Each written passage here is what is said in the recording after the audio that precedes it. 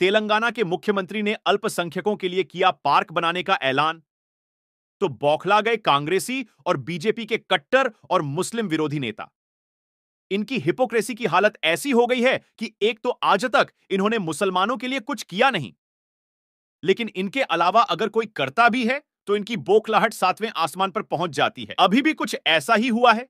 तेलंगाना के मुख्यमंत्री केसीआर ने अभी एक ऐलान क्या किया, फिर से इनकी बौखलाहट सातवें आसमान पर चढ़ गई है। दरअसल हुआ कुछ यूं कि केसीआर ने एक चुनावी जनसभा के दौरान मुस्लिमों के लिए अलग आईटी पार्क बनाने की घोषणा की थी। केसीआर के इस ऐलान को लेकर बीजेपी और कांग्रेस ने उन पर हमला बोला है।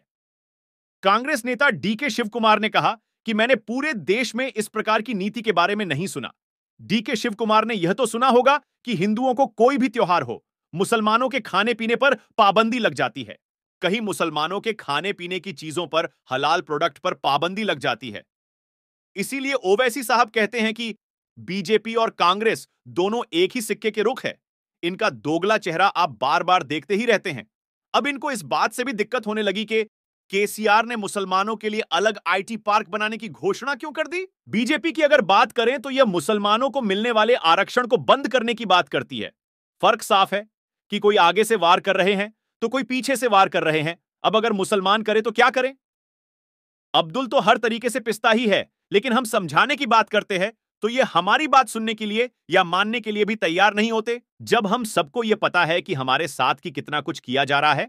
आपको बता दें कि केसीआर के इस ऐलान से सबसे पहले किसी के पेट में दर्द हुआ तो वो कांग्रेसी ही है। कमाल की बात तो यह है कि सेक्युलरिज्म का ढिंढोरा पीटने वाली कर्नाटका की कांग्रेस के deputy CM DK Shivakumar है कर्नाटक के डिप्टी सीएम। और कांग्रेस नेता डीके शिव कुमार ने कहा, यह कैसे संभव हो सकता है। आप अल्पसंख्यकों के लिए आईटी पार्क कैसे बना सकते हैं। मैंने पूरे देश में इस प्रकार की नीति के बारे में नहीं सुना है। इसके बाद बीजेपी ने भी साधा निशाना। इससे पहले बीजेपी अध्यक्ष जेपी नड्डा ने भी केसीआर की घोषणा को लेकर उन पर निशाना साधा था। नड्डा ने कहा था कि केसीआर का एक विशेष धर्म के लिए विशेष आईटी पार्क स्थापित करने संबंधी चुनावी वादा तुष्टीकरण के अलावा और कुछ नहीं है। अब आपको लास्ट में यह भी दोबारा से बता देते हैं कि केसीआर ने क्या ऐलान किया है। गौरतलब है कि महेश्वरम में एक रैली के दौरान केसीआर ने कहा था कि यदि उनकी पार्टी सत्ता में वापसी करती है तो अल्पसंख्यक युवाओं के लिए हैदराबाद में एक विशेष आईटी पार्क स्थापित करेगी। उन्होंने कहा कि आज हम मुस्लिम युवाओं के बारे में और हैदराबाद के पास उनके लिए एक विशेष आईटी पार्क स्थापित करने की सोच रहे हैं। आईटी पार्क पहाड़ी शरीफ के पास बनेगा। केसीआर का बस इतना ऐलान करना था कि सभी चेहरे बेनकाब हो गए। आज की इस वीडियो पर आपकी क्या राय है, कमेंट बॉक्स में अपनी राय जरूर दें। फिलहाल के लिए इतना ही, मिलते हैं एक और नई वीडियो के साथ। अल्लाह हाफिज।